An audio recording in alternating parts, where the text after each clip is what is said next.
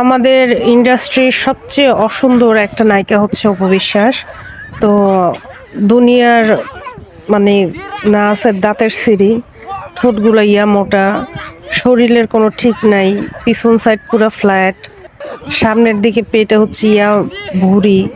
খালি ওনার দেখানোর মতো ওই একটা জিনিসে আছে, ওইটাই খালি ঘুরে ফিরে দেখায়। কি দেখায় এটা আপনারা বুঝতে পারতেছেন? হাতগুলার কোনো সিঁড়ি নেই, মোটা মোটা পাগুলার রান, হাত মানে পায়ের যে রান, সেগুলো আপনারা দেখছেন কি বিভৎস রকমের। তো এখন এই মহিলার কি অবস্থা? এই মহিলা তো এই তেল টেল মাইরা কাইন্দা কাটিয়া কয়েকটা মুভিতে অভিনয় করার সুযোগ টুযোগ পাইছিল। এখন এই মহিলার কি দশা হবে?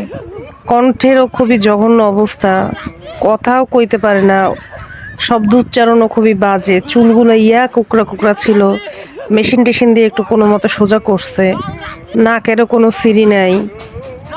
মানে কি হবে কি রে? মানে এই যে আমাদের সিনেমা ইন্ডাস্ট্রিকে এতদিন ধ্বংস করলো এই মহিলা, এই 8-9টা বছর। তাই এই ধ্বংস করার জন্য এই মহিলার নামে কি একটা মামলা হওয়া উচিত না? আপনারা বলেন। এই যে আমাদেরকে অখাদ্য জিনিস গিলাইলো জোর করে, তারপরে টক শোতে। উফ আল্লাহ, এখন এক হিসেবে কি জানেন বাঁচি গেছি যে এই বেডিরা টক শো দেখা লাগতেছে না। উফ কি যে শান্তি লাগে বইন, কি কইতাম। অপবিশ্বাস ছাড়া নিউজ দেখতেও খুবই ভালো লাগতেছে। এই বেডির হলো এত গত 1 মাস ধরে কোনো কথাও কইতাছি না। তো বেডির খবর কি? বেডি কি গর্তে লুকাইছে নি? তো এখন এই বেডির হাতে তো কোনো কাজ কাম কিছু নাই। বেডি তার কমেন্ট সেকশনে হচ্ছে বন্ধ করে দিছে। তো একটু কমেন্টটা খোলা রাখুক না, আমরা একটু তার প্রতি আমাদের যে ভালোবাসা আছে সেগুলো একটু জানাইতাম আর কি।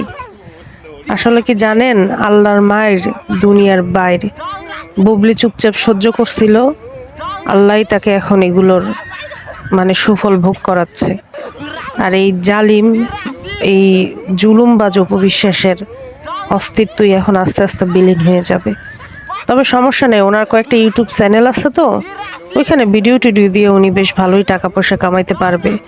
একজন সফল ইউটিউবার হয়ে উঠবে উনি, দোয়া রহিল।